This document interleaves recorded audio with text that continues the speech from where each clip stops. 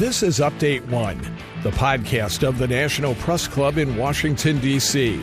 Update One provides a forum for listeners to learn about national and international stories, focusing on journalism and communication issues, news, and politics. Now, the latest edition of Update One.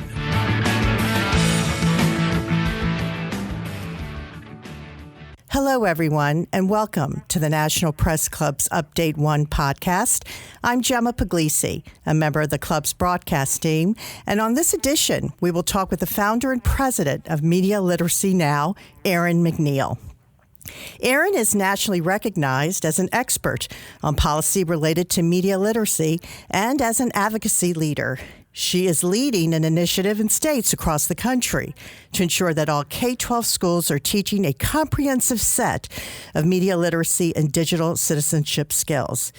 The organization has provided guidance and resources to advocates in more than 24 states who have educated hundreds of legislators and education policymakers and helped enact 18 laws in 9 states. Prior to her starting the organization, Erin spent years as a journalist. She wrote on a wide range of topics, from pandemics, disasters, and local politics in San Francisco. She has also covered environmental and economic policy at the Congressional Quarterly and recently served as a copy editor at the Christian Science Monitor in Boston. She is a graduate of the University of Pennsylvania. And I must add that she was also a former U.S. Army reservist with jump wings earned at Fort Benning, Georgia. Welcome, Erin. I don't know if I should do this whole interview about your experience as a reservist and the jump wings, but thank you so much. Welcome. Oh, that's another story, but thanks, Gemma. I'm glad to be here. Thank you. So even before we begin, I wanted to ask you, explain exactly what media literacy is if someone asked you. You know, you talk about citizenship skills, but what exactly is media literacy? Media literacy is a set of skills that allow us to navigate the modern system of communication. So we say that it's the ability to decode media messages and also really to understand the system in which they exist. So not only what does this message mean, but why has it appeared in front of me on my feed or whatever.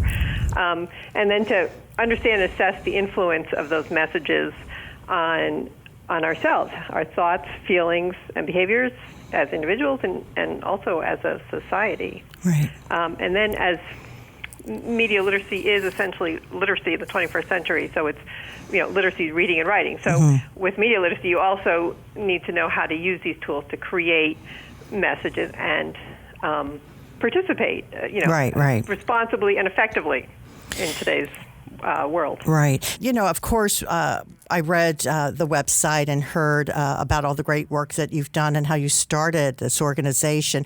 But your story is truly fascinating, and you share with us, it kind of all began because you have young boys and you were beginning to ask a lot of questions because, they were watching cartoons and then they had commercials in between those cartoons and then they were watching sports on television and you were noticing these ads. And so tell us a little bit about how this journey began for you creating this Media Literacy Now. Well, when they were young, I did spend a lot of time watching what they were watching, the way that we tell parents to do or used to when it was possible to sit next to your kids and see what they were seeing. But the cartoons they would watch and the ads, I saw a lot of basically early training in sexism. The cartoons all had male protagonists. They used language like, you're such a girl, if if they were doing something that wasn't masculine enough. And so there was all this early training. And then the ads, just so much commercialization. There were misleading ads, manipulative ads, getting them to want to go to McDonald's or some fast food or that sort of thing.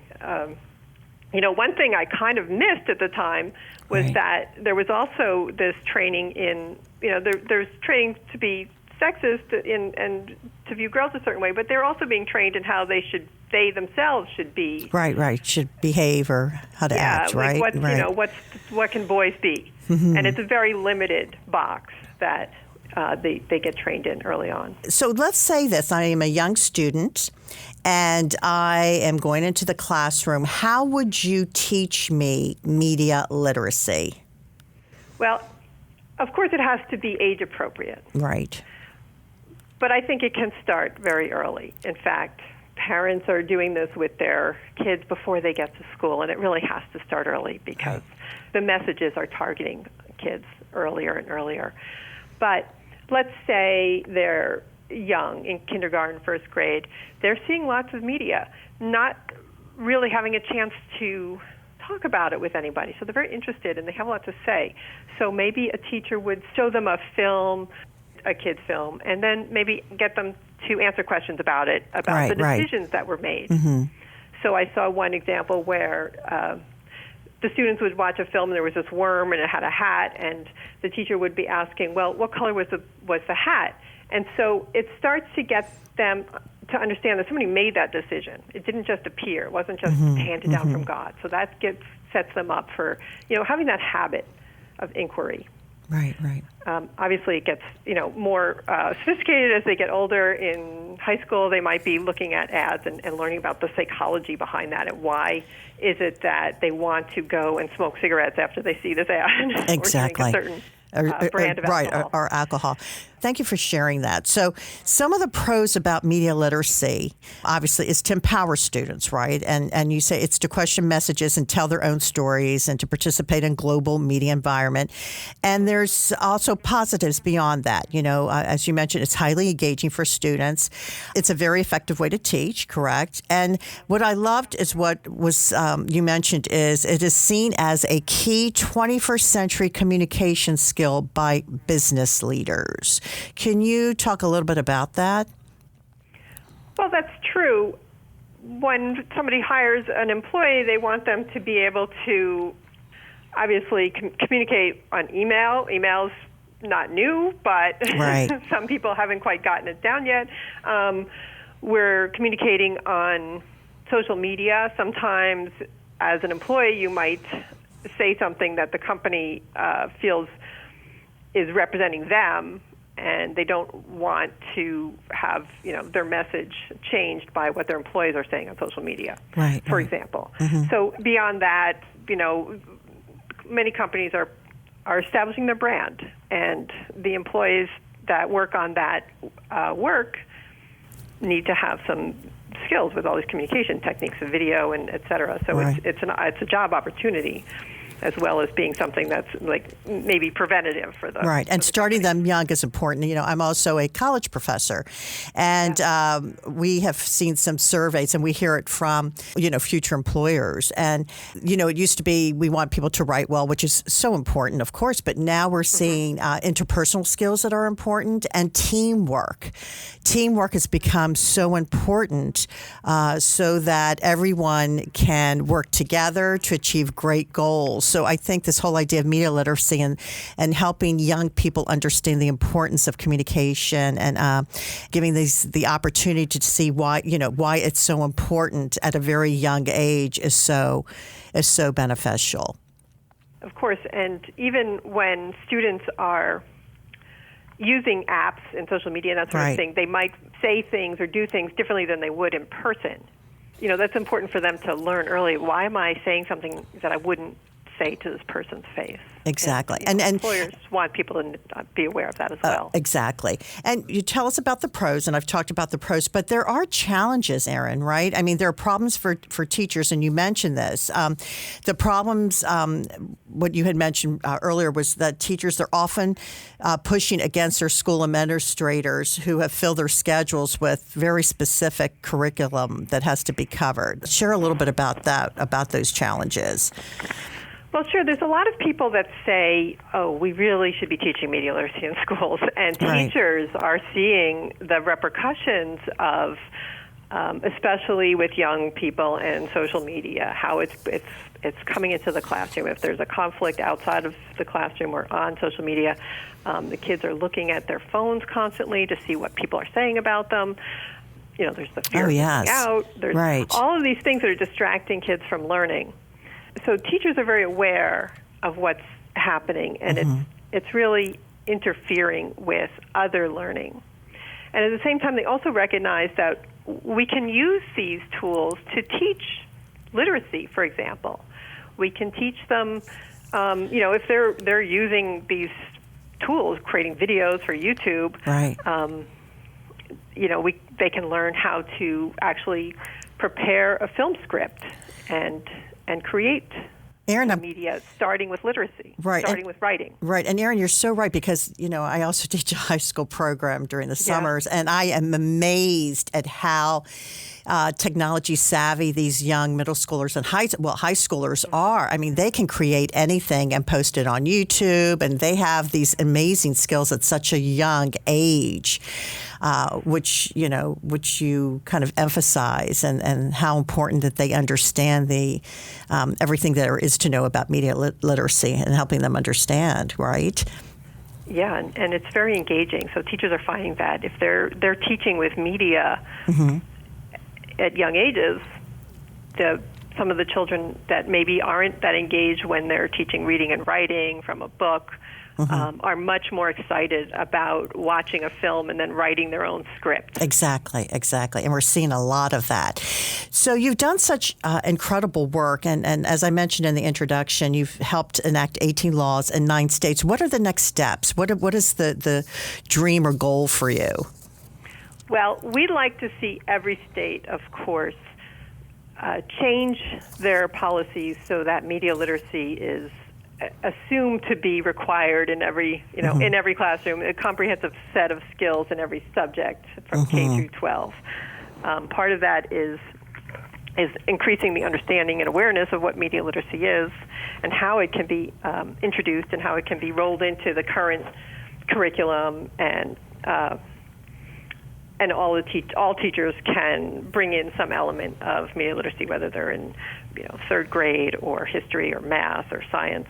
Science, you can see with the pandemic and vaccines. Right, exactly. We need some and misinformation around that. It fits into all the subjects. If there are teachers that are interested to hear more about it, of course, they can go to the website, and if you want to provide us with that information. But what also advice do you give to teachers that are interested in learning more about it, or how to know more about media literacy and how they can connect with you? Do you want to share your information for us, your website, to get more information about media literacy now? Oh, sure. And teachers as well as everybody, the general population, is welcome to come here. This is for everybody. We're building awareness in across the country. And for the future, for our young people. And for young people. So we do have, our website is medialiteracynow.org. We have a What is Media Literacy page, so you can learn more there about what it is. And then teachers, parents, and others can go to the resources page, where we've collected a selection of resources that are either downloadable online, and they're divided by different subject areas. So there's so many great organizations out there that are creating this content, this curriculum, that there's no shortage. In fact, sometimes it's a little overwhelming, but we've broken it down into different types and grades and subjects. But there's so many resources and so much great work being done around the country by interested, passionate individuals, teachers, academics. But our goal is to get this from this page into the classroom. I urge people to explore the website. Because of all the great work that's been done, what kind of feedback have you gotten from parents? Have parents noticed have they noticed how great the media literacy education has been for their young kids when they come home? Have you heard feedback from families and parents about this? Parents, yes. Parents are obviously very worried and concerned. They can't always tell what their children are up to, on their phone. Right. And it can be quite daunting. harmful. Yeah, it's pretty daunting. Sometimes it's great. Sometimes you find out they've been doing great things, but other times, you find out too late. So we actually were able to improve the media literacy requirements in Massachusetts around civics and social studies in middle school. And I have actually heard from parents who have said, oh, you do media literacy? Oh, my student is learning that in middle school in their social studies class. And without them necessarily knowing that we had been behind this law. Oh, that's great. So that was obviously very satisfying. That's great to hear. Thank you. Thank you so much, Erin McNeill, for being here today with us and to discuss all really the important work that you do and Media Literacy Now does. Thank you for sharing how we can get in touch with you and information on the website. This is Gemma Puglisi. My thanks to my colleagues Mike Hempen and Mark Hamrick.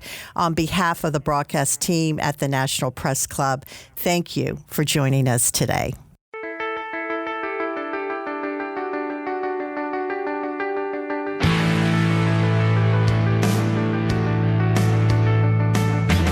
Update 1 is a production of the National Press Club's Broadcast Podcast Committee. You can comment on this podcast or any episode of Update 1 by sending an email to update1podcast, that's update the number 1 podcast @gmail.com. Thanks for listening to Update 1.